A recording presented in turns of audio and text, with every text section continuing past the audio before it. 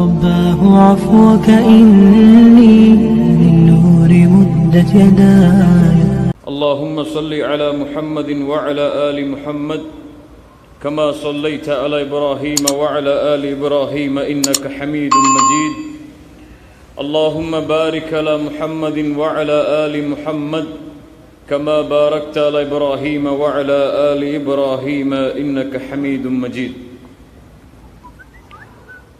கண்ணியத்துக்குரிய அல்லாஹ்வின் அடியார்களே, அல்லாஹ் ரப்புல் ஆலமீன் எப்படி அவனுடைய அருளால் அவனுடைய நாட்டத்தால் அல்லாஹ் இந்த இடத்திலே என்னையும் உங்களையும் இந்த கண்ணியம் மிகுந்த நாட்களில் ஒரு நேரத்தில் எம்மை ஒன்று கூட்டினானோ, அதுபோன்று அல்லாஹ் ரப்புல் ஆலமீன் எம்மை ஜன்னத்துல் ஃபிர்தௌஸில் ஒன்று சேர்ப்பானாக. அதிலும் குறிப்பாக அல்லாஹுடைய தூதர் முஹம்மது ரசூலுல்லாஹ் ஸல்லல்லாஹு அலைஹி வஸல்லம் அவர்களோடும் அவர்களுடைய தோழர்களோடும் அல்லாஹ் என்னையும் உங்களையும் உலக முஸ்லிம்களையும் ஒன்று சேர்ப்பானாக. இன்றைய காலத்தில் இன்றைய தலைமுறையின் மீது உழைப்பு செய்வதை விட எம் மீது தலையான கடமை எதிர்கால தலைமுறையின் மீது உழைப்பு செய்வது. இந்த தலைமுறையை சீர்படுத்துவதை விட பலனுள்ளதாக அமையும் எதிர்கால தலைமுறையை சீர்படுத்தினால். எதிர்கால தலைமுறை எம்முடைய வாலிபர்கள், எம்மை போன்றவர்கள், அவர்களுடைய வாழ்வை இந்த பூமியிலே பார்க்கிறோம். அவர்கள் ஆண்களாக இருக்கலாம், பெண்களாக இருக்கலாம். ஒட்டுமொத்த வாலிப சமூகமும் இல்லா மாஷா அல்லாஹ், அல்லாஹ் பாதுகாத்தவர்களை தவிர இந்த உலக மோகத்திலும் இந்த உலகம் இழுக்கக்கூடிய ஆசாபாசங்களிலும் தங்களை அடிபணிந்தவர்களாகவே பார்க்க முடிகிறது. ஒரு சகோதரர் எனக்கு அனுப்பிய ஒரு இமெயிலை உங்களுக்கு வாசித்து காட்டினால் இன்றைய சமூகத்துடைய நிலைமை, நம்முடைய சமூகத்துடைய ஆண்கள் பெண்களுடைய நிலைமை என்னவென்று உங்களுக்கெல்லாம் புரியும். ஆங்கிலத்தில் இருக்கிறது, உங்களுக்கு என்னால் முடிந்த அளவு மொழிபெயர்க்கிறேன். என்னுடைய பெயர், ஒரு பெயரை குறிப்பிடுகிறார். நான் சிங்கப்பூரிலே வாழ்கிறேன். என்னுடைய பெற்றோர்கள் தமிழ்நாட்டை சார்ந்தவர்கள். நான் வளர்ந்தது பிறந்தது எல்லாம் இந்த நாட்டில்தான். இப்போது நான் ஒரு வீடு எடுத்து தங்கியிருக்கிறேன் சிங்கப்பூரில். என் குடும்பம் என்னோடு இல்லாத காரணத்தால் 3 அறைகள் இருக்கிறது. ஒரு அறையில் நான் தங்கி 2 அறைகளை வாடகைக்கு விட்டிருக்கிறேன். அந்த 2 அறைகளிலும் பிற மதத்தார்கள் தங்கி இருக்கிறார்கள். அதில் ஒரு பிற மத சகோதர ஒருவருக்கு பாட்டு படிக்கக்கூடிய வழக்கம் இருக்கிறது. நான் எப்போதெல்லாம் என் வேலையை முடித்து இரவு 10 மணிக்கு மேல் என்னுடைய அறைக்கு நுழைந்தால் அவர் பாடல்களை படிக்கக்கூடிய சப்தத்தை நான் கேட்பேன். ஒரு நாள் அவர் எனக்கு அருகிலே வந்தார், என்னோடு பேசினார். சொன்னார், நீ ஏன் பாடலை படிக்கக்கூடாது? இப்போதெல்லாம் ஒரு ஆப் இருக்கிறது. அந்த ஆப்பில் நீ பாடினால் அது உன்னுடைய குரலை நீ விரும்புவது போல மாற்றிக்கொண்டு பாடலாம். அது ஒரு நல்ல என்டர்டெயின்மெண்டாக இருக்கும், நல்ல உனக்கும் உன்னுடைய உள்ளத்திற்கும் மன ஆறுதலை தரக்கூடியதாக அமையும். அப்போது அவர் சொன்னார், அந்த முஸ்லிம் சகோதரர் அந்த பிரமத சகோதரரிடத்திலே, எனக்கு இஸ்லாமிய மார்க்கம் இசையை தடை செய்திருக்கிறது. நான் இசையோடு பாடல் படிப்பதற்கு அல்லாஹுடைய மார்க்கத்தில் தடை இருக்கிறது. என்னை படைத்த இறைவன் அதை தடுத்திருக்கிறான். இசையோடு நான் பாடல்களை படிக்கக்கூடாது. அப்போது அந்த பிரமத சகோதரர் என்னை பார்த்து சிரித்து சொன்னார். அவர் போனை எடுத்து ஓபன் செய்து அவருடைய ஆப்பை என்னிடத்திலே காட்டினார். அந்த அவர் பாடல் படிக்கக்கூடிய அந்த ஆப்பில் அந்த லிஸ்டில் இருந்த பலர் முஸ்லிமான பெண்கள். அவர் சொன்னார், இந்த முஸ்லிமான பெண்கள் எல்லாம் முஸ்லிம் இல்லையா? நீ முஸ்லிம், பாடல் படிக்க மாட்டாய் என்கிறாய். இந்த ஆப்பில் இருக்கக்கூடிய என்னுடைய முஸ்லிம் தோழிகள் எல்லாம் முஸ்லிம்கள் தானே? அவர்கள் எல்லாம் சவுத் இந்தியன் ட்ரெடிஷனல் கேர்ள்ஸ். என்ன அர்த்தம் அதற்கு? தமிழ்நாட்டை சேர்ந்த கலாச்சாரம் உள்ள பெண்கள் அவர்கள் எல்லோரும் என்று அவர் சொன்னார். அவர்களை பற்றி அவர் சொன்னார், இந்த பெண்கள் எல்லாம் என்னோடு சேர்ந்து இந்த ஆப்பில் பாடுவார்கள். எப்போது தெரியுமா? அவர்களுடைய கணவன்மார்கள் வீட்டை விட்டு வெளியே சென்று விட்டால், அல்லது இரவுடைய கடைசி நேரத்தில் என்னோடு அவர்கள் சேர்ந்து பாடுவார்கள். முதலாவது அவர்கள் என்னோடு பாடிக்கொண்டே வருவார்கள். அதற்கு பிறகு அவர்களிடத்திலே கொஞ்சம் கொஞ்சமாக நான் பழகி அவர்களுடைய நம்பரை வாங்கிக் கொள்ளுவேன். ஒரு நாள் அந்த பிரமத சகோதரன் கொஞ்சம் நீண்ட நேரம் ஒரு சகோதரியோடு, முஸ்லிம் சகோதரியோடு பேசிக்கொண்டே இருந்தான். அப்போது திடீரென்று காலை வைத்து பேசிக் கொண்டிருந்தவன் காலை வைத்து விட்டு வெளியே வந்தான். நான் கேட்டேன், ஏன் பேசி முடித்து விட்டாயா என்று. அவன் சொன்னான், அந்த சகோதரி இப்போது என்னிடத்திலே சொல்லுகிறாள், இது இஃப்தாருடைய நேரம், இஃப்தாருக்காக தயாராக வேண்டும், இஃப்தாரை முடித்து விட்டு உன்னோடு பேசுகிறேன் என்று. 1 மணி நேரம் கிட்டத்தட்ட அவர்கள் பேசியிருக்கிறார்கள். எனக்கு சொல்வதற்கு வார்த்தைகள் இல்லை. இப்படி இந்த சமூகத்துடைய பல ஆண்கள், பெண்கள், வாலிபர்கள் இந்த பாடல் படிக்கக்கூடிய இந்த ஆப்பால் வழிகெடுக்கிறார்கள். இதை எப்படி மக்களிடத்திலே கொண்டு போய் சேர்க்க வேண்டும் என்ற முறை எனக்கு தெரியாது. அதனால் இதை உங்களிடத்திலே சொல்லுகிறேன். உங்களால் முடிந்தால் இதை மக்களுக்கு எச்சரிக்கை செய்யுங்கள். இதுதான் இன்றைய சமூகத்துடைய நிலைமை. அல்லாஹ் பாதுகாத்தவர்களை தவிர, திருமணம் ஆகியிருந்தாலும் திருமணம் ஆகாமல் இருந்தாலும் ஒட்டுமொத்த சமூகமும் இந்த இச்சை என்ற ஒரே கோட்டில் சுற்றி கொண்டிருக்கிறது. ஃபேஸ்புக், வாட்ஸ்அப், ட்விட்டர், இன்னும் இது போன்ற சோசியல் மீடியாக்கள் வளர்ந்த இந்த நேரத்தில் எல்லோருடைய சோசியல் மீடியாக்களும் அல்லாஹ் தடுத்த காரியத்தை செயல்படுவதற்கு உதவியாக இருக்கிறது. இல்ல மாஷா அல்லாஹ், அல்லாஹ் பாதுகாத்தவர்களை தவிர. கண்ணியத்துக்குரியவர்களை விழிப்படைந்து கொள்ளுங்கள். உங்களுடைய வீட்டின் பெண்களை கண்காணியுங்கள், தவறில்லை. சந்தேகம்தான் படக்கூடாது. ஒரு பெண்ணின் மீது கண்காணிக்கலாம். உங்களுடைய வீட்டின் ஆண்களை, உங்களுடைய பிள்ளைகளை கண்காணியுங்கள். அவர்கள் என்ன செய்கிறார்கள் என்று பாருங்கள், தவறில்லை. அவர்கள் மீது சந்தேகம் கொள்வதாக இல்லை. அது அவர்களை நீங்கள் கண்காணிக்காவிட்டால் இன்றைய உலக சமூகம் அவர்களை மாற்றும். அதை நீங்கள் அறிய மாட்டீர்கள். நாளை பின்னால் கவலைப்படுவீர்கள். அவர்கள் வழிமாறி விட்டார்கள், வழி தவறி விட்டார்கள், ஏன் வேறு மதத்தை அவர்கள் அடைந்து விட்டார்கள் என்று கூட நீங்கள் கவலைப்படலாம். அந்த கவலைக்கு எந்த பலனும் அப்போது கிடைக்காது. இப்போது விழிப்படையுங்கள். ஆம் கண்ணியத்துக்குரியவர்களே, இப்போது இந்த கலாச்சார சீரழிவு எவ்வளவு தூரம் நம்மை அழைத்து செல்கிறது என்றால், இந்த ஃபேஸ்புக், வாட்ஸ்அப், ட்விட்டர் அல்லது இது போன்ற சோசியல் மீடியாக்கள் எவ்வளவு அசிங்கமான செயல்களை பரப்புவதற்காகவெல்லாம் ஆப்புகள் தயாரிக்கப்படுகிறது தெரியுமா? இப்போது ஒரு ஆப் இருக்கிறது, அதனுடைய பெயரை நான் குறிப்பிட விரும்பவில்லை. தெரியாதவர்கள் கூட அந்த ஃபித்னாவில் மாட்டிக்கொள்ளலாம். உண்மையா இல்லையா? அந்த ஆப் எப்படிப்பட்டது தெரியுமா? அதில் நீங்கள் உள்ளே நுழைந்து உங்களுடைய ஃப்ரெண்டை நீங்கள் சர்ச் செய்யலாம். சர்ச் செய்தால் இந்த இடத்தை சுற்றி உள்ள யாராக இருந்தாலும், அவர்கள் ஆண்களாக இருந்தாலும் பெண்களாக இருந்தாலும், உங்களுடைய ஃப்ரெண்டுடைய லிஸ்டில் அது கொண்டு வரும். அதை நீங்கள் வலது பக்கம் திருப்பினால் அது ஓகே என்று அர்த்தம். இடது பக்கம் அதை ஸ்வைப் பண்ணினால் அது இல்லை, உங்களுக்கு வேண்டாம் என்று அர்த்தம். அவர்களும் ஓகே சொல்லி நீங்களும் ஓகே சொல்லிவிட்டால் இருவரும் பேசலாம். அவர்கள் யார் என்று தெரிய வேண்டும் என்ற அவசியம் இல்லை. உங்களுடைய போட்டோ போதும், அந்த பெண்ணுடைய போட்டோ போதும். இருவரும் ஓகே சொன்னால் உங்களுடைய அழகிற்கு பேசலாம். இன்னும் செக்ஷுவல் கேம்ஸ் சர்வ சாதாரணமாக கூகுளிலே சென்று பார்த்தால், யூடியூபில் சென்று பார்த்தால் அது ஆடாக வரும். அதில் நுழைந்தால் இது போன்ற செயல்களோடு விளையாடலாம். இப்படி உலக சமூகம் எம்மை சுற்றி வளைத்துக் கொண்டிருக்கிறது. இந்த சூழ்நிலைகள் எல்லாம், இதுவெல்லாம் நம்முடைய சமூகம் விழிப்படைய வேண்டிய நேரம் இல்லையா? எம்முடைய பிள்ளைகளை இதை குறித்து எச்சரிக்கை செய்து அவர்களை விழிப்பிற்கு கொண்டு வரக்கூடிய நேரம் இல்லையா? எதிர்கால தலைமுறை இது போன்ற அசிங்கமான மானக்கேடான செயல்களோடு உருவானால் அந்த தலைமுறை எப்படி உருவாகும்? எப்படி இருக்கும்? ஒரு பெண்ணை பார்ப்பதையே கேவலமாக கருதிய ஒரு காலம் இருந்தது. ஒரு பெண் தலை நிமிர்ந்து பார்த்தால் அது தவறு என்று சொல்லக்கூடிய அளவிற்கு கலாச்சாரம் உள்ள ஒரு காலம் இருந்தது நாம் வாழ்ந்த நாடுகளில். இன்று அப்படியா? ஒரு பெண்ணை பார்ப்பதற்கு கூச்சம் ஏற்படும் அளவிற்கு பெண்களுடைய ஆடைகளும் நடைமுறைகளும் இருக்கிறது. உண்மையா இல்லையா? நான் வேறு உலகத்தை பற்றி சொல்லவில்லையே, வேற்று கிரகத்தை பற்றி நான் கூறவில்லையே. நாம் வாழக்கூடிய நாடுகளுடைய நிலைமை எப்படி இருக்கிறது? நம்முடைய சமூகத்துடைய வாலிபர்கள், வளர்ந்து வரக்கூடிய பிள்ளைகள் எல்லாவற்றையும் கண்காணிக்கிறார்கள். நமக்கு யூஸ் பண்ண தெரியாது கூட நம்முடைய பிள்ளைகளுக்கு யூஸ் பண்ண தெரியும். நமக்கு கூட ஃபேஸ்புக்ல அக்கௌண்ட் இல்லாம இருக்கும், ஆனா நம்முடைய பிள்ளைகளுக்கு ஃபேஸ்புக்ல அக்கௌண்ட் இருக்கு. அவங்க சொல்லி கொடுப்பாங்க நமக்கு எப்படி அக்கௌண்ட் உருவாக்கணும்னு சொல்லி. நாம் பயன்படுத்துகின்ற எல்லாவற்றையும் கண்காணிக்கிறார்கள். என் தந்தை எதை பயன்படுத்த வேண்டும், எதை பயன்படுத்தக்கூடாது என்று பிள்ளைகள் முடிவு செய்கிறார்கள். தந்தை உபயோகிக்கக்கூடிய பென்சிலுடைய கம்பெனி என்னன்னு கூட தெரியும் பிள்ளைகளுக்கு. அப்படி ஒரு காலம். பிள்ளைகளை உலக ஆசைகளை காட்டி காட்டி காட்டி காட்டி வளர்த்து அவர்களை நாமே வழிகெடுப்பதற்கு காரணமாக அமைகிறோம். உண்மை இதுதான்.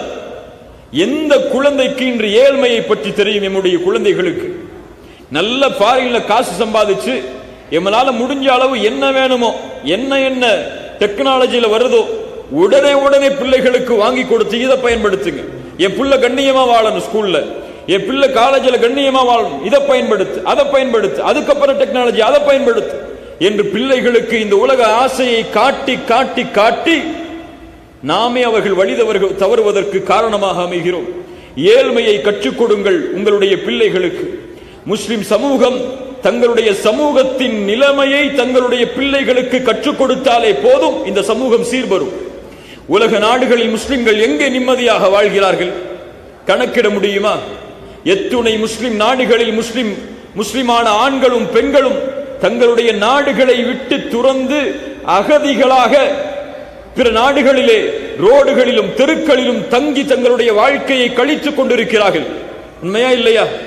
எத்துணை பேருக்கு சஹருடைய உணவு, இஃப்தாருடைய உணவு, அன்றாட வேலைக்கு கூட வழி இல்லாமல் முஸ்லிம் சமூகத்தில் எத்துணை பெண்கள், எத்துணை குழந்தைகள், எத்துணை பெற்றோர்கள் தவித்துக் கொண்டிருக்கிறார்கள். இன்னும் அகதிகளாக செல்லக்கூடிய பல பெண்கள், இந்த உலக மீடியாக்கள் சொல்லுகிறது, அல்லாஹ் அறிந்தவன், விபச்சாரம் செய்துதான் அந்த அகதிகளான பெண்கள் இல்ல மாஷா அல்லாஹ், அல்லாஹ் பாதுகாத்தவர்களை தவிர விபச்சாரம் செய்துதான் தங்களுடைய வருமானத்தை தேடிக்கொள்ளும் அளவிற்கு ஒரு சமூகம் இருக்கிறது. எந்த சமூகமும் அல்ல. நாம் எந்த சமூகத்தை சார்ந்தோமோ, எந்த லா இலாஹ இல்லல்லாஹுவை நாம் மொழிகிறோமோ, எந்த அஷ்ஹது அன்ன முஹம்மது ரசூலுல்லாஹ் என்ற சாட்சியை நாம் கொடுக்கிறோமோ அந்த சமூகம். அல்லாஹ் பாதுகாப்பானாக. இன்னொரு சகோதரர், நம்முடைய சமூகத்திலே நடக்கக்கூடிய மிக குறிப்பான ஃபித்னாக்களுக்கு, சோதனைகளுக்கு, குழப்பங்களுக்கு தீர்வாக சில முடிவுகளை முன்வைக்க வேண்டும் என்று ஆசைப்படுகிறேன். இது கோர்வையான உரை அல்ல, ஒரு பயான் அல்ல. நம்முடைய சமூகத்தின் நிலைமை இதுதான். இதை எப்படி சீர்படுத்துவது, எப்படி நம்மை நாம் மாற்றிக்கொள்வது, இதுதான் இந்த தலைப்புடைய சாரம்சமாக அமையலாம் இன்ஷா அல்லாஹ்.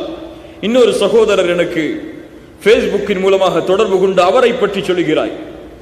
நான் இந்த பெயரை கொண்டவன், இந்த ஊரை சார்ந்தவன், எனக்கு உங்களிடத்திலிருந்து அறிவுரை வேண்டும். நான் போர்னோகிராஃபி, தவறான படங்களை பார்க்கக்கூடிய பழக்கத்தில் ஒரு வருட காலம் ஈடுபட்டிருக்கிறேன். நான் சில மாதங்கள் அதிலிருந்து வெளியே வந்தேன். ஆனால் நேற்று ரமதானுடைய மாதம், அந்த மாதத்தில் கூட தவறான படங்களை நான் பார்த்தேன். அந்த தவறான படங்களை பார்த்துதான் நான் 5 வேறு தொழுகையை நிறைவேற்றுகிறேன். என்னால் இந்த பாவத்திலிருந்து எப்படி வெளியே வர வேண்டும் என்று தெரியவில்லை. உங்களிடத்திலிருந்து எனக்கு அறிவுரை வேண்டும். இன்னொரு சகோதரர், நான் ஒரு பெண்ணை விரும்பினேன், காதல் செய்தேன், லவ் பண்ண. அல்லாஹு அக்பர். அந்த பெண்ணோடு திருமணம் ஆவதற்கு முன்னதாகவே நான் இணைந்துள்ளேன். அந்த பெண்ணோடு தவறான காரியத்தை, இருவரும் முஸ்லிமான பெண்கள், ஆண்கள். இன்னைக்குதான் முஸ்லிம்கள் லவ் பண்ணா தப்பு இல்லையே நம்ம சமூகத்தில். உங்க பொண்ணு ஒரு பெண்ணோட, உங்களுடைய ஊரை சார்ந்தவர் ஒரு ஆளோட ஓடி போயிட்டாருமா அப்படின்னு சொன்னா, யாரு பிரமதத்தார் இல்லையே, இல்ல முஸ்லிமான ஆணோட தான், அல்ஹம்துலில்லாஹ் அப்படின்னு சொல்லக்கூடிய மக்களாகத்தான் நம்ம இருக்கிறோம். கலாச்சார சீரழிவு இந்த சமூகத்தில் எல்லையை தாண்டி விட்டது. அவர் சொல்லுகிறார், திருமணம் ஆவதற்கு முன்னதாகவே நானும் அந்த பெண்ணும் இணைந்து விட்டோம். இப்போது எனக்கு என்னுடைய பெற்றோர்கள் வேறு மணப்பெண்ணை பார்க்கிறார்கள். நான் அந்த பெண்ணை திருமணம் செய்யவில்லை என்றால் அது ஹராமா? சமூகம், உங்களுடைய பிள்ளைகளை கண்காணியுங்கள். உங்கள் கல்லூரியிலே படிக்கக்கூடிய பெண் பிள்ளைகளை கண்காணியுங்கள். உங்களுடைய ஆண் பிள்ளைகளை கண்காணியுங்கள். இந்த சமூகம் தூய்மையான சமூகமாக உருவாவதற்கு ஒரு முயற்சியை செய்யுங்கள். தவறில்லை. ஏன் இந்த கலாச்சாரம் எப்படி வளர்ந்தது தெரியுமா? உங்களால் வளர்ந்தது. எல்லா பெற்றோர்களையும் கை நீட்டி சொல்கிறேன், உங்களால் வளர்ந்தது. உங்களுடைய பிள்ளைகள் இன்று காதலில் வயப்படுகிறார்கள். இந்த வயதிலேயே ஆண்களோடும் பெண்களோடும் பழகுகிறார்கள் என்றால் அந்த கலாச்சாரத்தை யாரும் உருவாக்கவில்லை உங்களை தவிர. உங்களுடைய வீடுகளில் நீங்கள் பார்க்கின்ற சினிமாக்கள், உங்கள் வீடுகளில் நீங்கள் பார்க்கின்ற நாடகங்கள், நீங்கள் கேட்கின்ற இசைகள் எதை கற்றுக் கொடுக்கிறது உங்களுக்கு? சுத்தமான வாழ்வையா, தூய்மையான வாழ்வையா, புரட்சி செய்யக்கூடிய வாழ்வையா, ஒரு சமூகத்தை மாற்றக்கூடிய வாழ்வையா? இன்றைய சினிமாக்கள் முழுவதும் கற்றுக் கொடுப்பது இசையை. இல்லை என்று மறுக்க முடியுமா? இன்றைய இசைகளை படிக்கக்கூடிய எல்லோரும் பெண்களை மிருகங்களாகவே மக்களிடத்திலே காட்டுகிறார்கள். ஒரு போதைக்கு பயன்படுத்தக்கூடிய ஒரு மாத்திரையை போன்று பெண்கள் இன்று உலகத்திற்கு காட்டப்படுகிறார்கள். இதை பார்த்து நீங்கள் வளர்ந்தால், உங்களுடைய பிள்ளைகள் இதை பார்ப்பதை நீங்கள் அனுமதித்தால் அவர்கள் எப்படி வளர்வார்கள்? லா இலாஹ இல்லல்லாஹோட, இந்த இஸ்லாமிய மார்க்கத்துடைய கலாச்சாரத்தோட யோசித்து பாருங்கள். ஒரு பெரிய கிரைசிஸில் இந்த சமூகம் மாட்டிக்கொண்டிருக்கிறது. ஏன் தெரியுமா? இந்த அசிங்கங்களும் ஆபாசங்களும் அநாகரிகமான செயல்களும் நம்முடைய வாலிபர்களிடத்திலே பரவிவிட்டது. போர்னோகிராஃபி பார்க்கக்கூடிய பழக்கம், மாஸ்டர்பேஷன் தவறான பழக்கம், ஹராம், ஹோமோசெக்ஸ், லெஸ்பியன்ஸ், எத்துணை வாலிபர்கள் எனக்கு தெரிந்து இந்த பழக்கத்தில் அடிமையாகி இதிலிருந்து வெளியே வருவதற்கு வழிகளை தேடுபவர்கள். ஏன்? இதற்கெல்லாம் ஒரு காரணமும் உண்டு. என்ன காரணம் தெரியுமா? இன்று நாம் ஹலாலை செய்வதை சிரமமாக்கி விட்டோம், ஹராமை செய்வதை லேசாக்கி விட்டோம். அவ்வளவுதான். ஹலாலை செய்யறது இன்னைக்கு ரொம்ப கஷ்டமாக்கி வச்சுட்டோம், ஹராம செய்யறது ரொம்ப லேசாயிடுச்சு. என்ன ஹலால செய்யறது சிரமம்? ஹலாலான முறையில் தன்னுடைய ஆசைகளை தீர்த்துக் கொள்வதற்கு ஒரு மனைவியை அவன் தேடக்கூடிய நேரத்தில் அவனுக்கு திருமணம் முடித்து கொடுப்பதற்கு இன்னைக்கு பல பெற்றோர்கள் தயாரில்லை. நம்ம நாட்டில் ஒரு கலாச்சாரம் இருக்கு. 25 வயசு 28 வயசு இந்த வயசுல தான் கல்யாணம். அதுக்கு முன்னாடி கல்யாண பேச்ச அவருடைய மகனோ அவருடைய அந்த வாலிபரோ எடுத்து வைத்து விட்டால் அஸ்தக்ஃபிருல்லாஹ் அல்-அஸீம், என்ன தப்பா பேசுறாங்கிறோம். என்ன இப்படி இந்த வயசுல எதை பத்தி பேசுறியோன்னு கேட்கிறோம். இன்னொன்னு படிச்சு முடியல, இன்னும் உனக்கு மெச்சூரிட்டி வரல, இன்னொன்னு இண்டிபெண்டா முடிவெடுக்கக்கூடிய திறமை வரல, இன்னும் நீ சின்ன வயசுல தான் இருக்கிற. 23 வயசு சின்ன வயசா? 23 வயசுல இருக்கிற, இன்னும் நீ வாலிபன் தான். நம்முடைய கலாச்சாரம் இருக்கு, நமக்கு ஒரு பரம்பரை, ஒரு கண்ணியம் இருக்கு, சகோதரிகள் இருக்கிறார்கள், வீடுகள் கட்ட வேண்டியிருக்கு, இன்னும் சம்பாதிச்சு போட வேண்டியிருக்கு, நீ சம்பாதிக்க வேண்டிய காலம்லாம் இருக்கு. இதெல்லாம் முடிச்சிட்டு ஒரு 25 வயசு 27 வயசு அல்லது 30 வயசுக்கு வந்தாதான் நீ கல்யாண பேச்சை எடுக்கணும்னு சொல்லி ஒரு ஹலாலை நாம் சிரமமாக்கி வைத்திருக்கிறோமே, இதுவும் ஒரு காரணம். அந்த வாலிபர்களிடத்தில் நேரடியாக பேசினால், இன்னும் இந்த பழக்கத்திலிருந்து ஏன் உங்களால் வெளியே வர முடியவில்லை என்றால் அவர்கள் சொல்லக்கூடிய அத்துணை காரணமும் இது. என்னுடைய பெற்றோர்கள் இதையெல்லாம் சொல்கிறார்கள் நாம் திருமணம் செய்வதற்கு தடையாக. அந்த பெற்றோர்களை பார்த்து நான் கேட்கிறேன் ஒரு கேள்வி, நீங்கள் திருமணம் முடிக்கும் பொழுது முழுமையாக படித்திருந்தீர்களா? நீங்கள் திருமணம் முடித்த பொழுது உங்களுக்கென்று ஒரு வீடு இருந்ததா? நீங்கள் திருமணம் முடிக்கும் பொழுது நீங்கள் சொந்த காலில் முழுமையாக நிற்பதற்கு சக்தி உள்ளவர்களாக இருந்தீர்களா? இல்லையே. நீங்களும் சிரமப்பட்டீர்கள், அந்த நேரத்தில் நீங்களும் வீடுகள் கட்டுவதற்கு கஷ்டப்பட்டீர்கள். ஆனால் உங்களுடைய பிள்ளைகள் என்று வரும்பொழுது மட்டும் ஏன் அந்த நிபந்தனைகள் வைக்கப்படுகிறது இந்த சமூகத்தில்? அல்லாஹ் ரப்புல் ஆலமீன் நம்மை சீர்படுத்துவானாக. இந்த சமூகம் எதை தேடுகிறது, இந்த சமூகம் எதை சுற்றி இருக்கிறது என்பதை எம்மிலே பல பெற்றோர்கள் அறியவில்லை. அவர்கள் பார்ப்பது முதற்கொண்டு, கேட்பது முதற்கொண்டு, பழகுவது முதற்கொண்டு, அவர்களை சுற்றி இருக்கக்கூடிய எல்லா சூழலும் அவர்களுக்கு கற்றுக் கொடுப்பது இச்சைகளை, செக்ஷுவல்.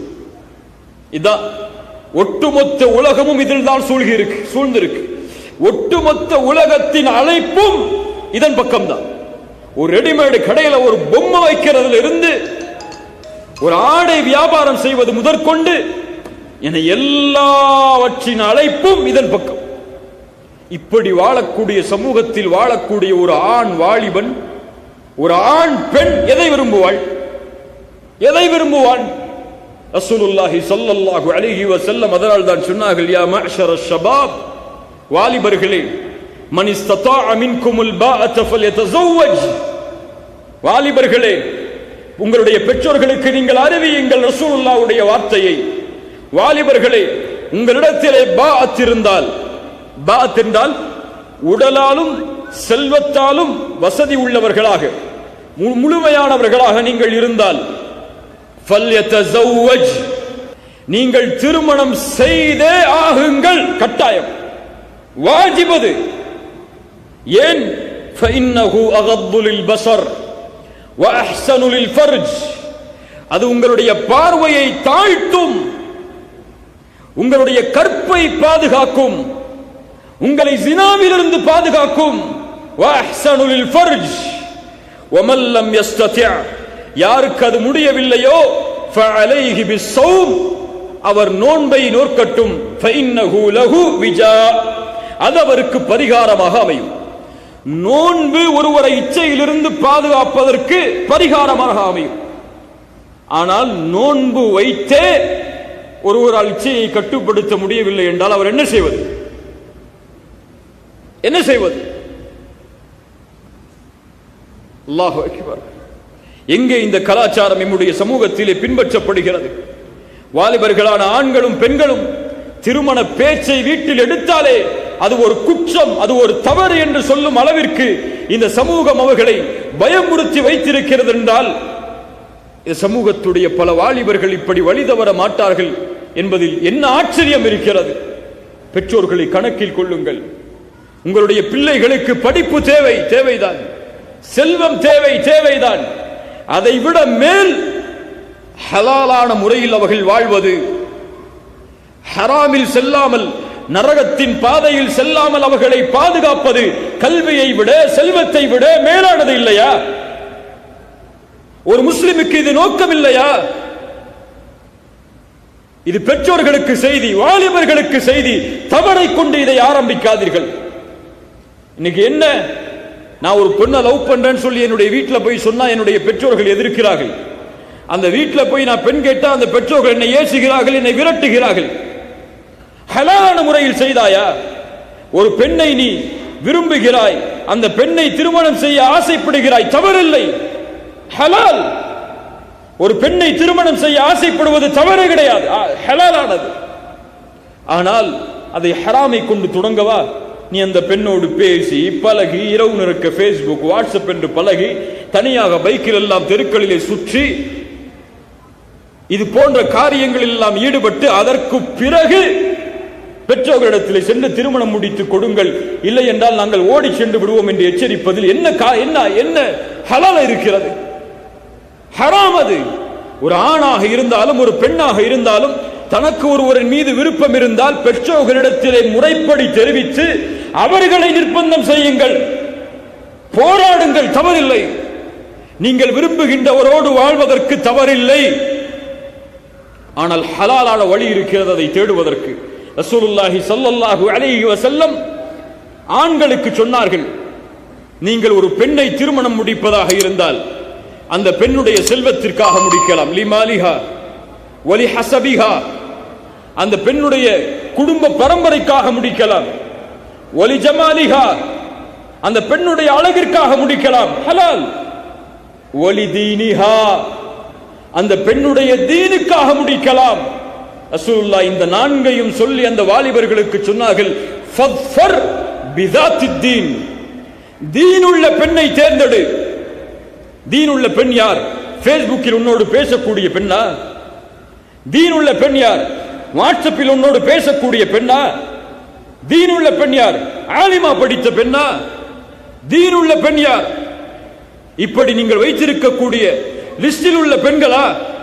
தீனுள்ள பெண்கள் யார் தெரியுமா? வகுல்லில் முஃமினாத்தி யகுதுல்ன மின் அப்சாரிஹின்ன வயஹ்ஃபத்ன ஃபுரூஜஹுன்ன. ஒரு பெண் யார்? அல்லாஹ் கட்டளையிடுகிறான், நபியே பெண்களுக்கு சொல்லுங்கள் அவர்கள் தங்களுடைய பார்வைகளை தாழ்த்திக் கொள்ளட்டும். தங்களுடைய கற்புகளை பாதுகாத்துக் கொள்ளட்டும். வெளிப்படையாக தெரியக்கூடிய அலங்காரத்தை தவிர வேறு எதையும் அவர்கள் வெளிப்படுத்த வேண்டாம். அலங்காரத்தை மறைக்கக்கூடிய, உடல் ஆடைகளை மறைக்கக்கூடிய ஹிஜாபை எடுத்துக்கொண்டால் ஹிஜாப். அன்னைக்கு ஹிஜாபே அழகு, ஹிஜாபே அழகு. ஹிஜாப் எடுத்து செல்வி எடுத்து போட்டா அதுவே அழகு. அல்லாஹு அக்பர். இந்த இன்ஸ்டாகிராம்னு ஒரு ஆப் இருக்கு. இதில் உங்கள் பெண் பிள்ளைகள் இருக்கிறார்களா இல்லையா என்று கண்காணியுங்கள். இதை பயன்படுத்தக்கூடிய எல்லா முஸ்லிம் பெண்களும் இல்ல மாஷா அல்லாஹ், எவ்வளவு பெண்கள் இருக்காங்க தமிழகத்தை சார்ந்தவங்க, நம்மளை சார்ந்தவங்க எல்லாரும் இந்த ஆப்ல என்ன தெரியுமா செய்யறாங்க? அவர்களுடைய போட்டோக்களை பகிர்ந்து கொள்கிறார்கள், அவர்களுடைய வீடியோக்களை பகிர்ந்து கொள்கிறார்கள். பெற்றோர்களுக்கு தெரியாது, அவர்களுக்கு இன்ஸ்டாகிராம்னா என்னென்ன தெரியாது. உங்கள் பிள்ளைகள் இது இல்லையா? இருக்கிறார்கள், கண்காணியுங்கள். சந்தேகம் கொள்ள சொல்லவில்லை. உங்கள் பெண் பேஸ்புக்கை பயன்படுத்த வேண்டாம், வாட்ஸ்அப்பை பயன்படுத்த வேண்டாம் என்று சொல்லவில்லை. அதை கண்காணியுங்கள். உங்களுடைய பையனுடைய போனை வாங்கி பாருங்க, தப்பில்லை. அதுல ஹிஸ்டரி முழுமையா இருந்துச்சா, எல்லாத்தையும் எதை எதை போயிருக்காரு, எதை பார்த்திருக்காருன்னு. அல்ஹம்துலில்லாஹ், உங்களுடைய பிள்ளை சரியான வழியில தான் இருக்கிறான். போனை கொடுக்கிறதுக்கு முன்னாடி ஹிஸ்டரி அழிச்சிட்டு கொடுக்கிறானா, ஏதோ தப்பு இருக்கு, ஏதோ தப்பு இருக்கு. இதை கண்காணிக்கவில்லை என்றால் நாளைக்கு என் புள்ள லவ் பண்ணிட்டான், என் புள்ள ஓடி போயிட்டான், என் புள்ள அப்படி போயிட்டான், என் புள்ள இப்படி போயிட்டான், இவ்வளவு நம்பின, இவ்வளவு சொத்து சேர்த்து வச்ச, இவ்வளவு படிக்க வச்ச, இதெல்லாம் காரணமே இல்லை. அவர்களுக்கு காட்டப்படுகின்ற இன்பம் அதை விட உலகத்திலே எதுவும் இல்லை. எதுக்குங்க மதத்தை தூக்கி போட்டு போறாங்க? எதற்கு இந்த தீனை அவர்கள் செருப்பை போன்று தூக்கி எறிந்து செல்கிறார்கள் பல முஸ்லிம் பெண்கள்? இல்ல மாஷா அல்லாஹ், ஒவ்வொரு நாளும் நாம் கேள்விப்படுகிறோமா இல்லையா? ஏன்? அவர்களுக்கு நீங்கள் கற்றுக் கொடுத்தது இந்த தீனை விட இதுதான். உங்க வீடுகள்ல, உங்க டிவி நிகழ்ச்சிகள்ல, உங்க சினிமாக்கள்ல, ஏமா படம் பார்க்காதமா, ஏமா நாடகம் பார்க்காதமா, படிமா, குர்ஆன் ஓதுமா அப்படின்னு சொல்லிட்டு வாப்பமா ரூமுக்கு போயிருவாங்க. புள்ள கதவை திறந்து பார்த்தா எந்த படத்தை பார்க்க கூடாதுன்னு சொல்லி நம்மளை தடுத்தாங்களோ அந்த படத்தை வாப்பமா உட்கார்ந்து பார்த்துட்டு இருப்பாங்க. இல்லையா? இதானா உலகம்? உங்களை பார்த்து வளரக்கூடிய பிள்ளைகள் எப்படி வளருவார்கள்? படித்தான் அல்லாஹ் பாதுகாப்பானாக. ரசூலுல்லாஹி ஸல்லல்லாஹு அலைஹி வஸல்லம் அதே பெண்களுக்கு சொன்னார்கள், பெற்றோர்களுக்கு, பெண்களின் பெற்றோர்களுக்கு, இதா அதாக்கும் மன் தர்பவுன குலுகஹு வ தீனஹு, நல்ல குணமுள்ள குவாலிட்டி வேணும். பெண்ணு கேட்க போறதுக்கு முன்னாடி ஒரு டிசிப்ளின் வேணும், ஒரு பிரின்சிபல் வேணும் உங்களுடைய வாழ்க்கையில. சும்மா போய் பொண்ணு கொடுங்கன்னு கேட்க முடியாது. ஒரு வீட்டில் போய் குலுகஹு வ தீனஹு, ரசூலுல்லாஹ் சொன்னாங்க, அது என்ன பிரின்சிபல், அது என்ன டிசிப்ளின்? நல்ல குணமுள்ள, நல்ல தீன் உள்ள ஆண் உங்களிடத்திலே உங்களுடைய பெண் பிள்ளைகளை கேட்டு வந்தால் திருமணம் முடித்து கொடுங்கள். இல்லை என்றால் ஃபசாதும் குழப்பங்களும் பூமியில் பரவும். இந்த குவாலிட்டி இருக்கா? பெண்கள் தங்களுடைய பார்வைகளை தாழ்த்துங்கள் என்று சொல்வதற்கு முன்னால் யாரை எல்லாம் தாழ்த்த சொல்கிறான்? யாரை எல்லாம் தாழ்த்த சொல்கிறான்? ஆண்களை தாழ்த்த சொல்கிறான். வகுல்லில் முஃமினீன யகுது மின் அப்சாரிஹிம், இதைத்தான் உலகம் சொல்லுகிறது. எங்களை ஏங்க பாக்குறீங்க, உங்களுடைய பார்வையை நீங்க சரி செஞ்சீங்கன்னு சொல்லி எல்லா பெண்களும் சொல்றாங்க. நாங்க எப்படி ஆட போட்டா உங்களுக்கு என்ன, நீங்க உங்களுடைய பார்வையை சரியா வச்சுக்கோங்கிறாங்க. அல்லாஹ் அதைத்தான் சொல்கிறான், வகுல்லில் முஃமினீன யகுது மின் அப்சாரிஹிம் வ யஹ்ஃபது ஃபுரூஜஹும். முஃமினான ஆண்களுக்கு சொல்லுங்கள் நபியே, அவர்கள் தங்களுடைய பார்வையை தாழ்த்தட்டும், தங்களுடைய கற்பை பாதுகாக்கட்டும். உங்களுக்கு ஒரு ஹிஜாப் இருக்கு, அது கருப்பாடை இல்ல, உங்களுடைய கண்கள் மீது போடக்கூடிய ஹிஜாப், உங்களுடைய உடலின் மீது போடக்கூடிய ஹிஜாப். உங்களுடைய ஆடை கண்ணியமா இருக்கணும், அசிங்கமா இருக்க கூடாது. இன்னைக்கு தொழுக வரக்கூடிய பல வாலிபர்களுடைய ஆடைகளை பாருங்க, அவங்க தொழுக போட அவங்க முட்டுக்கு இருக்குது அவங்களுடைய பேண்ட் இருக்கா இல்லையா? ஜிம்முக்கு போறாங்க, ஃபிட்னஸ் செய்யறாங்க, அல்ஹம்துலில்லாஹ். அதையெல்லாம் டி-ஷர்ட்ல நல்ல டைட்டா காமிச்சிட்டு வந்து நீங்க பெண்கள் முன்னாடி நின்னா அவங்களுடைய மனசு மாறாதா? அவர்கள் இறுக்கமாக ஆடை அணிந்து அவர்களுடைய அழகை வெளிப்படுத்தினால் உங்களுடைய மனது மாறும் என்றால், நீங்கள் இறுக்கமான ஆடை அணிந்து உங்களுடைய அழகை வெளிப்படுத்தினால் என்ன ஆகும்? ஒரு கண்ணியம் வேண்டாம் உங்களுடைய ஆடையில், உங்களுடைய பேச்சில், உங்களுடைய நடைமுறையில்? இவர் போன் பண்ணிட்டே இருக்காரு, யாருன்னு பாருங்க.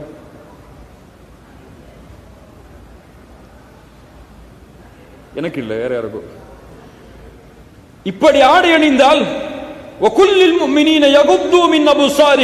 உன் பார்வையை தாழ்த்து, அல்லாஹ் ஹலாலாக்காத வரை எந்த பெண்ணையும் பார்க்க மாட்டேன், அல்லாஹ் ஹலாலாக்காத வரை எந்த பெண்ணோடும் பேச மாட்டேன். நீ பேஸ்புக்ல 1000 ஃப்ரெண்ட வச்சிருப்ப, கேர்ள் ஃப்ரெண்ட. நீங்க வாட்ஸ்அப்ல 1000 பெண்களோட பேசுவீங்க, நீங்க இன்ஸ்டால 1000 பெண்களோட தொடர்பு இருப்பீங்க, நீங்க ட்விட்டர்ல 1000 பேருக்கு ட்வீட் பண்ணுவீங்க. ஆனா பெண்ணு போய் கேட்டு கொடுப்பீங்கன்னா இந்த உங்களுக்கு பெண்ணை கொடுக்கணுமா? குணமும் தீனும் இருந்தால் அப்படிப்பட்ட ஒருவன் உங்களுடைய பெண் பிள்ளைகளை கேட்டு வந்தால் திருமணம் முடித்து கொடுங்கள். ஆனா இன்னைக்கு யாராவது போய் ஒரு பெண்ணு வீட்டுல போய் பொண்ணு கேட்டா, அஸ்தகுஃபிருல்லாஹ், என் பொண்ணை எப்படி வளர்த்த நானே இப்படி வந்து நிக்கிறாளுங்கிறோம். தப்பு இல்லையே, ஹலால் தானே.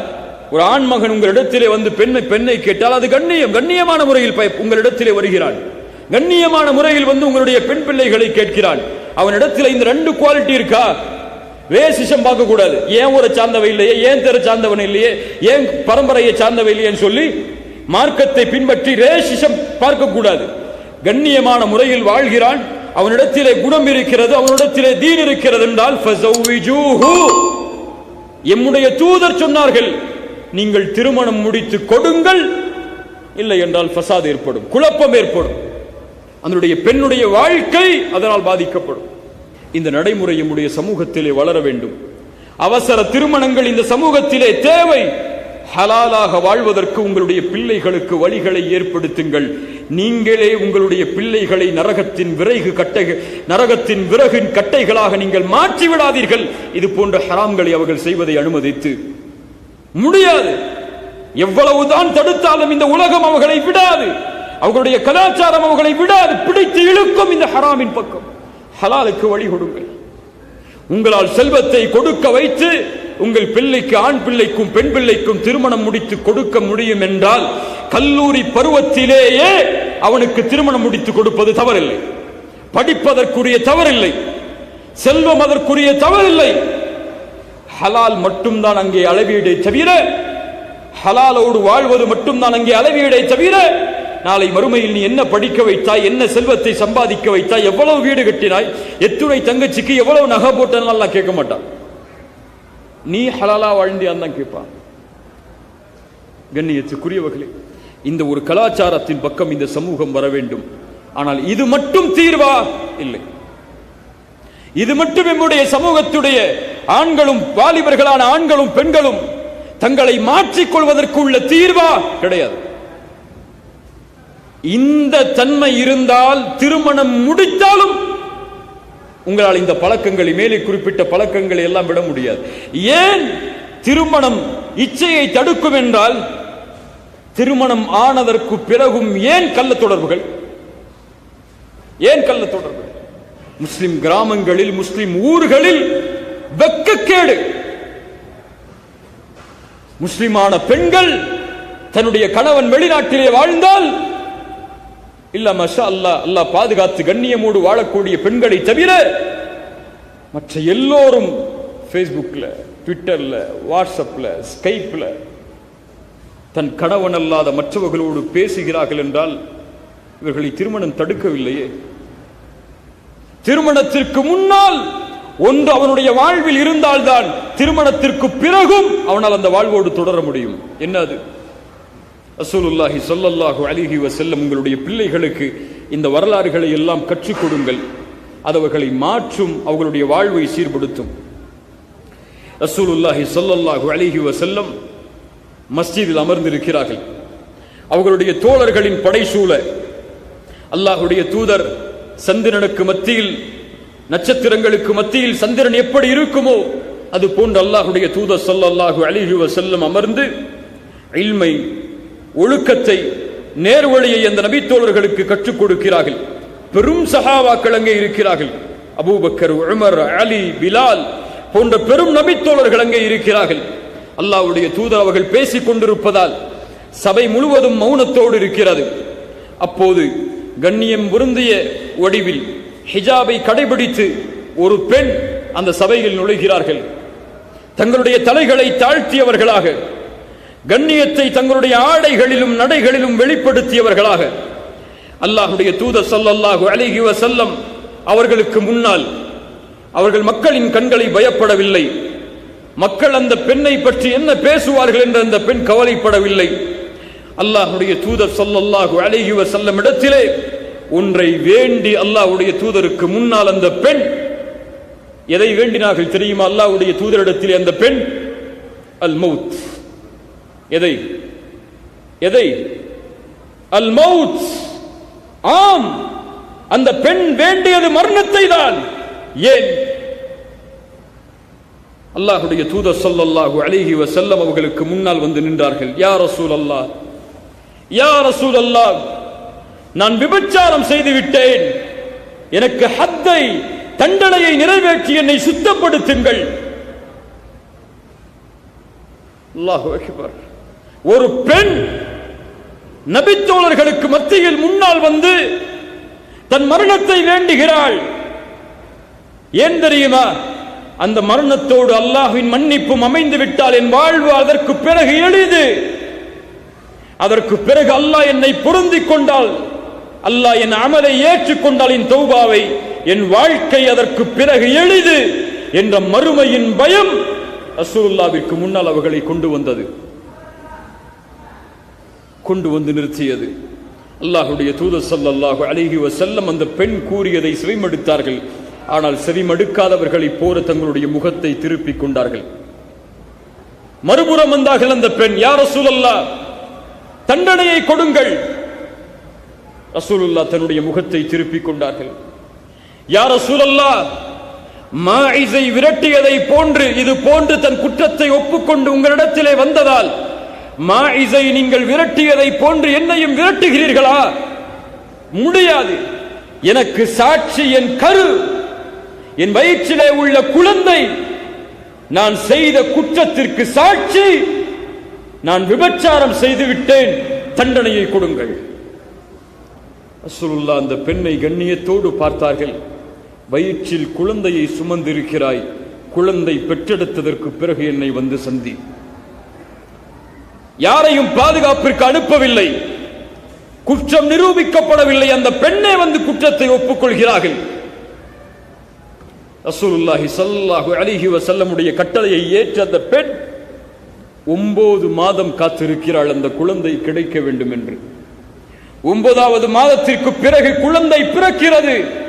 அந்த குழந்தையை கையில் ஏந்தி மீண்டும் அல்லாஹ்வுடைய தூதரிடத்திலே வருகிறார்கள். யா ரசூலல்லாஹ், குழந்தை பிறந்ததற்கு பிறகு வா என்றீர்கள், இதோ குழந்தை பிறந்து விட்டது, தண்டனையை கொடுங்கள். மரணத்தை வேண்டுகிறாள். ரசூலுல்லாஹி ஸல்லல்லாஹு அலைஹி வஸல்லம் இரக்க குணமுடையவர்கள். அவர்கள் பறவைக்கும் மிருகத்திற்கும் தன்னை மறுப்பவர்களுக்கும் எதிர்ப்பவர்களுக்கும் ரஹ்மத் செய்வார்கள் என்றால் அந்த பெண்ணுக்கு செய்ய மாட்டார்களா? அந்த பெண்ணின் குழந்தைக்கு செய்ய மாட்டார்களா? சொன்னார்கள், இந்த குழந்தைக்கு யாரம்மா பால் கொடுப்பார்கள்? பால் கொடுத்து முடித்ததற்கு பிறகு வா. எத்தனை ஆண்டுகள் பால் கொடுக்க வேண்டும் ஒரு குழந்தைக்கு? எத்தனை ஆண்டுகள்? 2 ஆண்டுகள். 2 ஆண்டுகள் அந்த பெண்ணுடைய மனது மாறி இருக்கலாம். நாம் எங்கேயாவது தப்பி ஓடிவிடலாம் என்று கூட மாறி இருக்கலாம்.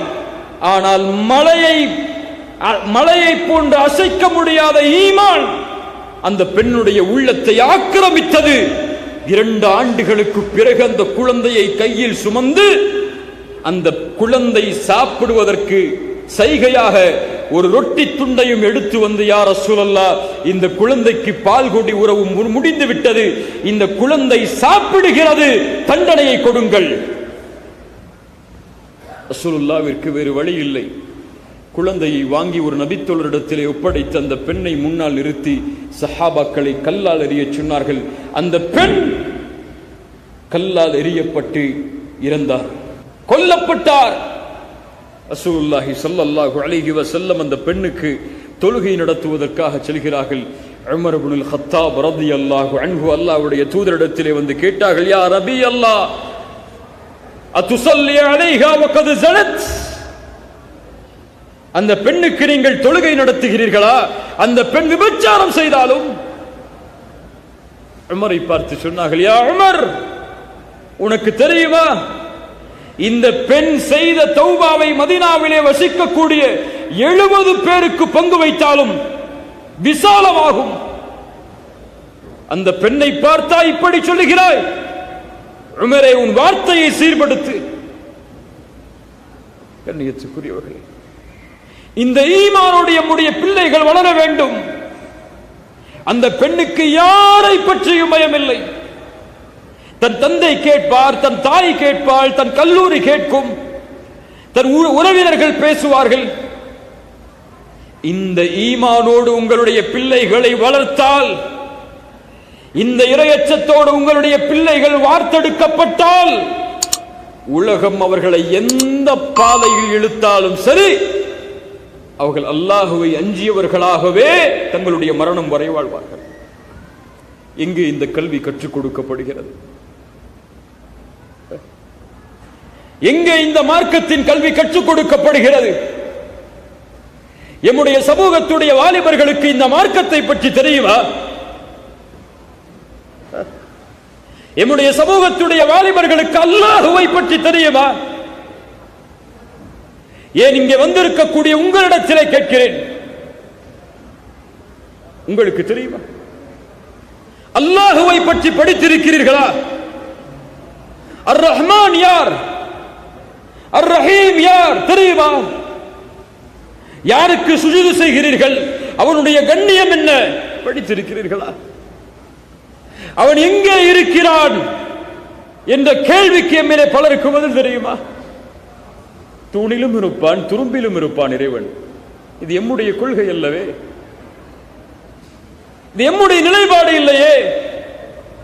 அல்லாஹ் எங்கே இருக்கிறான் தெரியாது, அல்லாஹ் யார் என்று தெரியாது, ரஹ்மான் ரஹீம் யார் என்று தெரியாது. அப்படி தெரிந்திருந்தால், அல்லாஹு அக்பர் என்ற ஒரு சப்தம் வந்திருந்தால், எம்முடைய உறக்கத்தில் நாம் தொடர்ந்திருக்க மாட்டோம் அல்லாஹ்வை சந்திப்பதற்கு, அவனுடைய இல்லத்திற்கு செல்லாமல். லா இலாஹ இல்லல்லாஹ் என்று பள்ளிகள் முழங்கி இருக்கும் பொழுது உலக அலுவல்களையும் அசிங்கங்களையும் ஆபாசங்களையும் பார்த்து கொண்டு வீடுகளில் அமர்ந்திருக்க மாட்டோம். அல்லாஹ்வை பற்றி தெரியாது எமக்கு, உண்மையில் உணர்ந்து கொள்வோம். ரசூலை பற்றி தெரியாது, எம்முடைய பிள்ளைகளுக்கு அதை கற்றுக் கொடுப்பதற்கு எமக்கு ஆர்வம் இல்லை. இல்ல மாஷா அல்லாஹ், அல்லாஹ் பாதுகாத்தவர்களை தவிர. இன்ஜினியர் படி, டாக்டர் படி, ஏரோநாட்டிக்கல் படி, எதை வேணாலும் படி, நீ முன்னேறணும், சம்பாதிக்கணும். இதுதான் நம்ம பிள்ளைகளுக்கு வைக்கக்கூடிய இலக்கு. என் கனவு இது, அதை நீ நிறைவேற்றி அதற்காக ஓடு, தவறில்லை.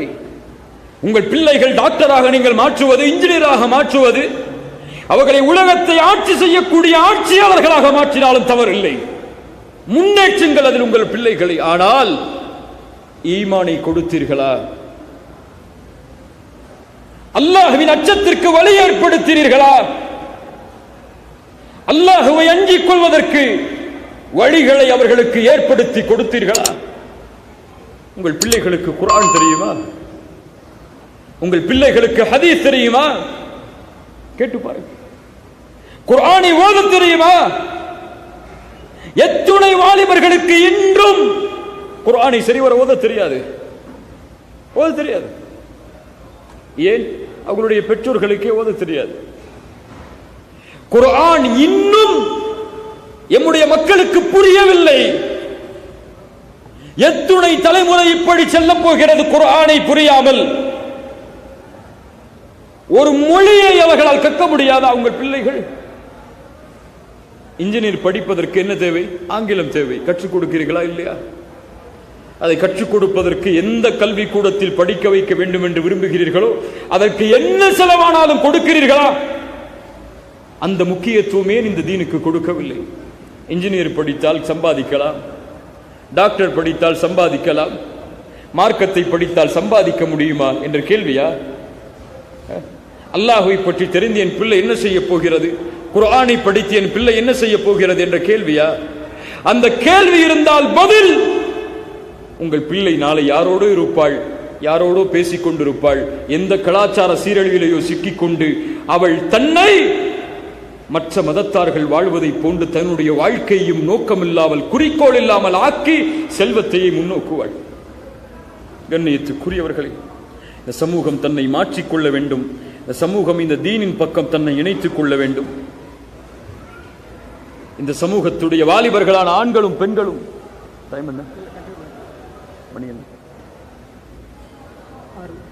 இந்த சமூகத்துடைய ஆண்களும் பெண்களும் இந்த தீனை கண்ணியம் என்று கருதக்கூடிய ஒரு காலம் உருவாக வேண்டும். இந்த தலைமுறை இந்த தீனை கண்ணியமாக கருத வேண்டும். இந்த தீன் கண்ணியம், அது கேவலம் அல்ல. இன்று பலர் தன்னுடைய முக அடையாளத்தை, தன்னுடைய ஆடையின் அடையாளத்தை, பெண்கள் தன்னை முஸ்லிமாக அடையாளம் காட்டுவதை இழிவாக கருதுகிறார்கள். இப்படி வளரக்கூடாது வாலிபர்களே. இது அல்லாஹ் எமக்கு கொடுத்த தீன். எம்மை கண்ணியப்படுத்தினால் அல்லாஹ் அந்த கண்ணியத்தை உணர்ந்து கொள்ளுங்கள். கற்களுக்கு முன்னாலும் மிருகங்களுக்கு முன்னாலும் பணிந்து கொண்டிருந்த எம்முடைய முன்னோர்களை இவற்றையெல்லாம் படைத்த ரப்பிற்கு முன்னால் பணிய வைத்தானே, இதைவிட கண்ணியம் என்ன வேண்டும்? ஒரு நிகழ்வை கூறுகிறேன். உமர் இப்னுல் கத்தாப் ரலியல்லாஹு அன்ஹு பலஸ்தீன் பைத்துல் முகத்தஸை நோக்கி பயணம் மேற்கொள்கிறார்கள். யூதர்கள் ஒரு கண்டிஷன் போடுறாங்க, உமர் வந்தாதான் சாவி. உமர் அவர்கள் தன்னுடைய உதவியாளரோடு பயணம் மேற்கொள்கிறார்கள். உதவியாளரை அழைத்து சொன்னார்கள், உமர் ஒரு கலீஃபா, என் உதவியாளரே, இதோ நாம் பயணிக்கக்கூடிய வாகனம், சில மைல் தூரம் நான், சில மைல் தூரம் நீ. இதுதான் நிபந்தனை. கலீஃபா மேல வாங்க, நாங்க கீழே நடந்து வர்றோம், இதெல்லாம் கிடையாது. கண்டிஷன் நமக்குள்ள, பாதி தூரம் நான், பாதி தூரம் நீ. பலஸ்தீனுக்கு நுழையக்கூடிய நேரம் யூதர்கள் படைசூழ உமரை பார்ப்பதற்கு காத்து கொண்டிருக்கக்கூடிய சூழல். ஆனால் தவணை வாகனத்திலே ஏறி வருவதற்கு உமருக்கு அல்ல அந்த ஊருக்கு நுழைவதற்கு. வாகனம் மாறி மாறி வரக்கூடிய தவணை, உமர் அவர்கள் கீழே, உதவியால் மேலே. அந்த ஊருக்குள் நுழைய போகிறார்கள். ஊருக்குள் நுழைந்தால் யூதர்கள் கருதுவார்கள் மேலே வரக்கூடியவர் உமர் என்று. அபூ உபைதா ரலியல்லாஹு அன்ஹு ஓடி வருகிறார்கள். யா உமர், கலீஃபா, உங்கள் பாதத்தை பாருங்கள், சகதி. ஆடைகளை பாருங்கள், கிழிந்தாடை, 14 ஒட்டுகள், ஒரு கலீஃபா. யா உமர், இந்த ஊரிலே வசிக்கக்கூடிய மக்கள் ஆடைகளையும் தோற்றத்தையும் வெளி பகட்டையும் கண்ணியமாக கருதுபவர்கள். நீங்கள் கண்ணியத்தோடு இந்த ஊரில் நுழைய வேண்டாமா?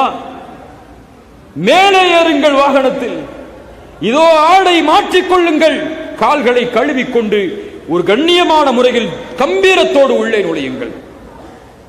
அபூ உபைதாவை பார்த்து உமர் இப்னுல் கத்தாப் ரலியல்லாஹு அன்ஹு சொன்னார்கள், யா உபைதா, யா அபூ உபைதா, நீ அல்லாஹ்வுடைய ரசூலுடைய தோழர் என்பதால் உன்னை விடுகிறேன், நெருக்கமான தோழர் என்பதால் உன்னை விடுகிறேன்.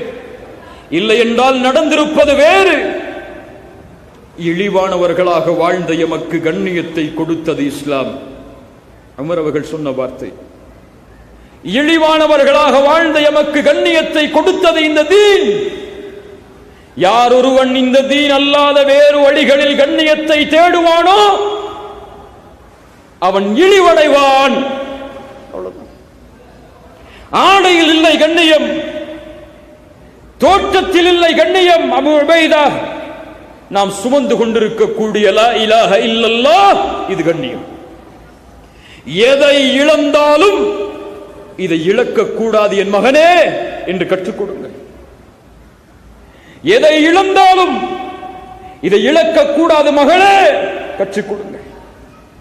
கற்றுக் கொடுக்காத காரணத்தால் ஒரு அற்ப காதல் என்று வரும் பொழுது இந்த தீனை தூக்கி எறிகிறார்கள். கற்றுக் கொடுக்காத காரணத்தால் ஒரு அற்ப காதல் என்று வரும் பொழுது தீனுடைய சட்டங்கள் உடைக்கப்படுகிறது. நம்முடைய வாலிபர்களால் ஹலால் ஹராமாக மாறுகிறது, ஹராம் ஹலாலாக மாறுகிறது, வரைமுறைகள் எல்லாம் உடைக்கப்படுகிறது. யாரும் எப்படி வேண்டுமானாலும் எப்போது வேண்டுமானாலும் யாரோடும் பேசலாம், பழகலாம். அல்லாஹ் பாதுகாப்பாடாக, அல்லாஹ் பாதுகாப்பாடாக. கண்ணியத்துக்குரிய வாலிபர்களே, இந்த தீனை உயர்த்துவதற்கு நீங்கள் தேவை. அடுத்த தலைமுறை, நீங்கள் அடுத்த தலைமுறை நம்முடைய கருத்திலே ஒப்படைக்கப்படும். அதற்கு நாம் தகுதியுடையவர்களா? بدأ الإسلام غريبا وسيعود غريبا فطوبى للغرباء. இஸ்லாம் ஒன்றுமே இல்லாமல் ஆரம்பமானது. யாரும் இல்லை இந்த இஸ்லாமை எடுத்து சொல்லும் பொழுது ரசூலை தவிர. அது போன்று இந்த இஸ்லாமிய மார்க்கம் ஒரு நாள் வீரியத்தை இழந்து கீழே செல்லும். ஃபதூபா லில் குரபா. ரசூலுல்லாஹ் சொன்னார்கள், அந்த குரபாக்களுக்கு நற்செய்தி உண்டு. இப்னு தைமியா ரஹிமஹுல்லாஹ் இந்த ஹதீஸுக்கு ஒரு அழகிய விளக்கம் சொன்னார்கள். ஆம், இஸ்லாமிய மார்க்கம் ஒன்றுமே இல்லாமல் இருந்த பொழுது ரசூலாலும் அவர்களுடைய தோழர்களாலும் கண்ணியப்படுத்தப்பட்டது.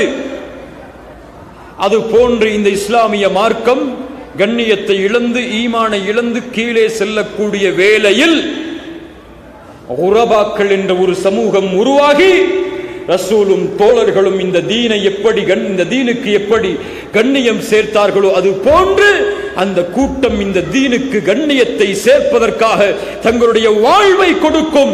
அல்லாஹ்வுடைய தூதர் சொன்னார்கள், அந்த உரபாக்கள் யார்? மக்கள் சீர்கட்டிருக்கும் பொழுது அவர்கள் மக்களை சீர்படுத்துவார்கள்.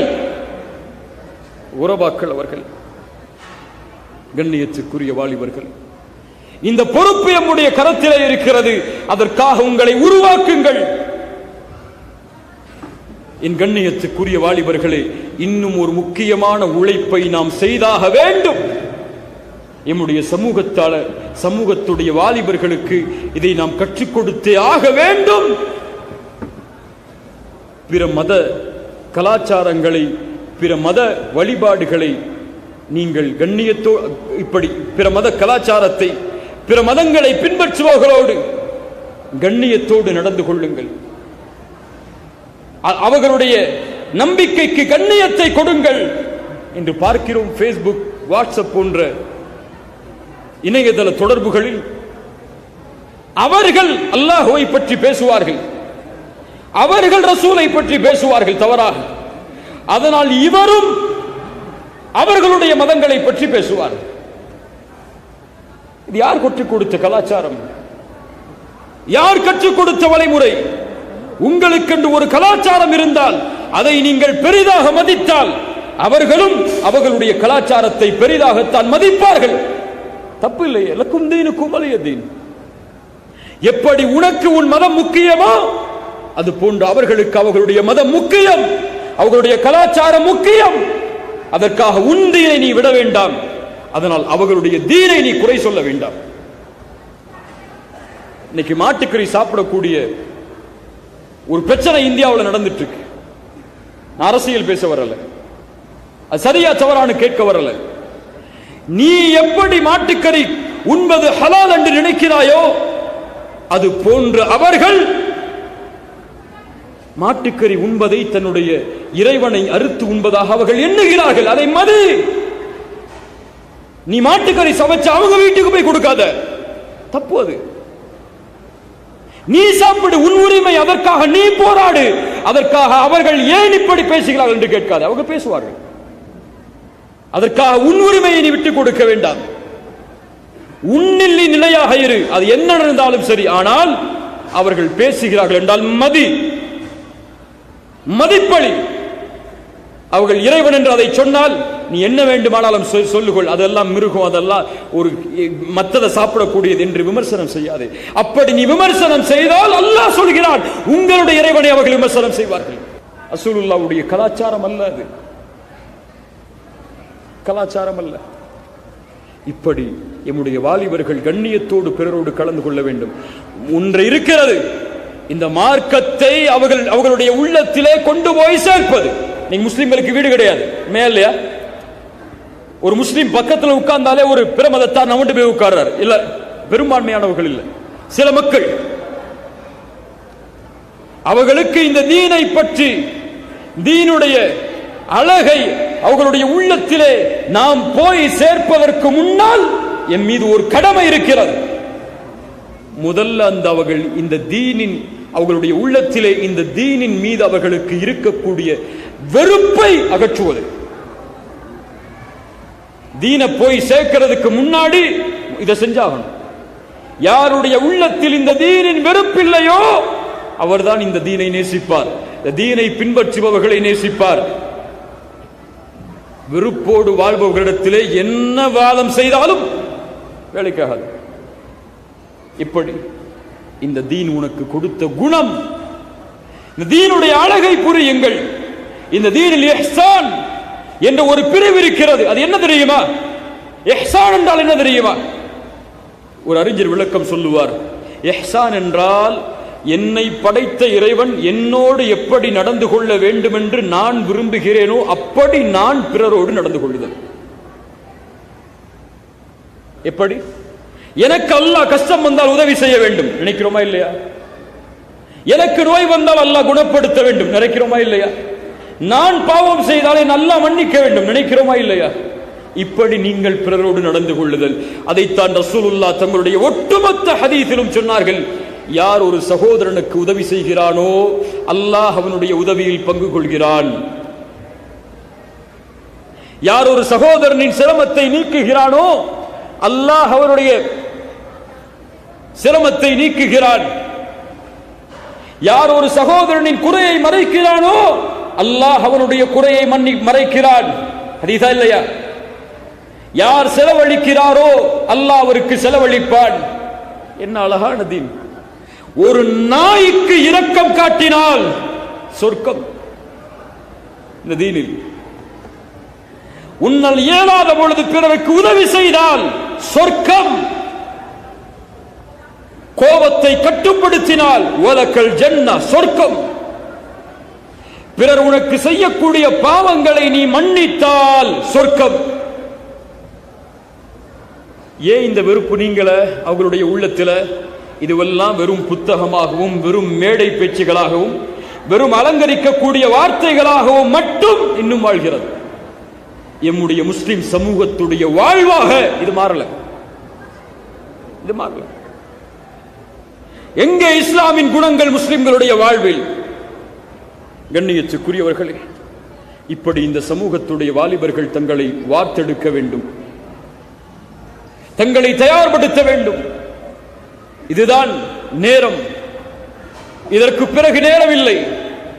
ரசூலுல்லாஹி ஸல்லல்லாஹு அலைஹி வஸல்லம் தங்களுடைய தோழர் இப்னு உமர் ரலியல்லாஹு அன்ஹு, ஒரு சிறிய வாலிபர், அவரை பார்த்த அல்லாஹ்வுடைய தூதர் ஒரு முறை சொன்னார்கள், இப்னு உமர் குன் ஃபித் துன்யா கஅன்னக கரீபுன் அவ் ஆபிரு சபீல். இப்னு உமரே, இந்த உலகத்திலே ஒரு வழிப்போக்கன் எப்படி வாழ்வானோ, ஒரு பாதை அறியாதவன் எப்படி வாழ்வானோ அப்படி வாழ்ந்து செல். இப்னு உமர் கேட்டார்கள். இப்னு உமர் இந்த ஹதீஸை தங்களுடைய மாணவர்களுக்கு பாடம் நடத்தினார்கள். இதா அம்சைத ஃபலா தன்ததிரி ஸபாஹ். இதனுடைய அர்த்தம் என்னவென்றால், காலை வந்தால் மாலை எதிர்பார்க்காதே, மாலை வந்தால் காலை எதிர்பார்க்காதே. நோய்க்கு முன்னால் சுகத்தை தேடிக்கொள், மரணத்திற்கு முன்னால் வாழ்வை தேடிக்கொள். நீ வாழ்ந்தாய் என்று உனக்கு பிறகு இந்த உலகம் உன்னை பேச வேண்டும். அதுதான் வாழ்க்கை. வாலிபம், அல்லாஹ்வுடைய தூதர் சொன்னார்கள், நாளை மறுமையில் அர்ஷின் நிழல் வஷாபுன் நஷஅ ஃபி இபாதத்தில்லாஹ், தன்னை இபாதத்தில் வளர்த்துக் கொண்ட வாலிபனுக்கு, வன் ஷபாபிஹி ஃபீ மா அப்லா, எப்படி வாலிபத்தை கழித்தாய் அல்லாஹ் விசாரித்தே தீருவான். நேரங்களை வீணாக்காதீர்கள். முதுமை வந்து விட்டால் எம்மை மாற்ற முடியாது. வாலிபம் கடந்து விட்டால் வாலிபத்தில் செய்ய வேண்டிய அமல்களை எம்மால் செய்ய முடியாது. வாலிபம் வாலிபத்திற்காக பயன்படுத்த வேண்டியது. இந்த தீனின் கண்ணியத்தை உயர்த்துவதற்காக, மக்களிடத்திலே கண்ணியமான மனிதர் என்று பெயரோடு வாழ்வதற்காக, சுத்தமான வாலிபன் என்று பெயர் சூட்டப்படுவதற்காக, அல்லாஹ்வின் அன்போடும் அல்லாஹ்வின் அச்சத்தோடும் வார்த்தெடுக்கப்பட வேண்டுகின்ற வாலிபம் வேறு வழிகளில் திசை மாற்றப்படுகிறது. இந்த சமூகத்திற்கு வழிகாட்டுங்கள், கொஞ்சம் முன்னேற்றுங்கள், ஒரு மோட்டிவேஷன் செய்யுங்க. உங்க வாலிபர்கள் உன்னால் முடியும் என்று முன்னால் அனுப்புங்கள். எதை வேண்டுமானாலும் சாதி என்று அவர்களை முன்னால் அனுப்புங்கள். எல்லாத்தையும் சிறுமப்படுத்தி வச்சிருக்கோம். உன்னால முடியாது, நீ இப்படித்தான் வாழ்வ, இப்படித்தான் பிறப்ப, இப்படித்தான் உனக்கு படிப்பு வராது, இப்படித்தான் நீ செய்வ, உனக்கு வேலை கிடைக்காது, நீ இப்படி படிச்ச அப்படி படிச்ச, இப்படியே பெற்றோர்கள் பிள்ளைகளை, அவர்களுடைய நிலைமைகளை அவர்களே கீழாக ஆக்குவதற்கு உதவி செய்கிறார்கள். அல்லாஹ் பாதுகாப்பானாக. கண்ணியத்துக்குரியவர்களே, இறுதியாக ஒரே ஒரு செய்தியை கூறி மட்டும் முடிக்கிறேன் என்னுடைய வாலிபர்களுக்கு. அது எனக்கும் தான். இந்த சமூகத்தை ஒன்றுபடுத்துங்கள். எல்லாம் இருக்கிறது, ஆள்பலமா இருக்கிறது. உலகத்தில் பெரும்பான்மையின் இரண்டாவது இனம் இருக்கிறது. திறமையா, செல்வமா? திறமை உள்ளவர்களும் செல்வந்தவர்களும் இந்த சமூகத்தில் ஏராளம். எதுவும் இந்த சமூகத்திற்கு குறையில்லை. ஒன்றை தவிர ஒரே குறைதான், ஒற்றுமை கிடையாது. அவர் இவரை காபிர் என்பார், இவர் இவரை காபிர் என்பார். அவர் இதன் பக்கம் அழைப்பார், அதன் பக்கம் அழைப்பார். அவர் தன் இயக்கத்தின் பக்கம் அழைப்பார், இவர் இயக்கத்தின் பக்கம் அழைப்பார். இவர் ஒரு அரசியல் கட்சி நடத்துவார், அவர் ஒரு அரசியல் கட்சி நடத்துவார். ஒரே ஊரில் 4 முஸ்லிம்கள் ஒரே அரசியல் கட்சியில் போராடுவார்கள். உண்மையா? எல்லாருக்கும் தெரியும் தானே. இது இந்த தலைமுறையோடு முடியட்டும். அடுத்த தலைமுறை இப்படி விழித்தெழ வேண்டாம். விழித்தெழுந்தால் இந்த தலைமுறை அனுபவிக்கக்கூடிய எல்லா சோகங்களையும் நாமும் அடுத்த தலைமுறையில் அனுபவித்தே ஆக வேண்டும். எம்முடைய பிள்ளைகளும் அனுபவித்தே ஆகும். எந்த மதிப்பையும் இந்த உலகம் எமக்கு தராது. லா இலாஹ இல்லல்லாஹ், இந்த ஒரு நேர்கோட்டின் பக்கம் இணையுங்கள். பெயர்கள் எம்மை இணைக்க வேண்டாம். பெயரால் நீங்கள் ஏராளம் பிரிந்திருங்கள். நீங்க இந்த பேரை வச்சுக்கோங்க, அல்லது இந்த ஊர்ல வச்சிருக்கக்கூடிய பல பேர்களை வச்சுக்கொள்ளுங்க, அதெல்லாம் முக்கியம். உங்கள் உள்ளம் ஒன்றிணைந்திருக்கிறதா? உங்கள் உள்ளம் இந்த கொள்கையால் ஓரணியில் நிற்கிறதா? அதான் முக்கியம். இன்னைக்கு லேபிள், எல்லாருக்கும் லேபிள். இவர் யார்? இவர் அதை சார்ந்தவர். அவர் யார்? அவர் அதை சார்ந்தவர். அவர் யார்? அவர் இப்படிப்பட்டவர். அவர் யார்? இவர் இந்த மேடையில். அவர் யார்? அவர் அந்த மேடையில். எந்த மேடையும் மார்க்கத்தை சொல்வதற்கு தடை அல்ல. முன்னால் வந்து மார்க்கத்தை பேசு. இந்த மக்களை ஒன்றுபடுத்து. கல்பால், பிரச்சனைகளால், சச்சரவுகளால், சண்டைகளால் இப்படி தங்களுக்குள் பிரிந்து தலைமை என்ற ஒரே பொறுப்புக்காக மட்டும் தன்னை சார்ந்தவர்களையும் பிரித்து வைத்துக் கொண்டிருக்கக்கூடிய அல்லாஹ் பாதுகாத்தவர்களை தவிர அந்த மக்களை விட்டு பிரிந்து அல்லாஹ்வின் பக்கம் ஒன்றிணையுங்கள். வஅ்தஸிமு பிஹப்லில்லாஹி ஜமீஆ வலா தஃபர்ரகு. எது வேண்டும் எமக்கு ஒன்றுபடுவதற்கு? லா இலாஹ இல்லல்லாஹ்வை தவிர. பெயரா? பதவியா? பொறுப்பா? உலகத்தின் ஆட்சி அதிகாரமா? எது வேண்டும்? முஹம்மது ரசூலுல்லாஹ்வை தவிர.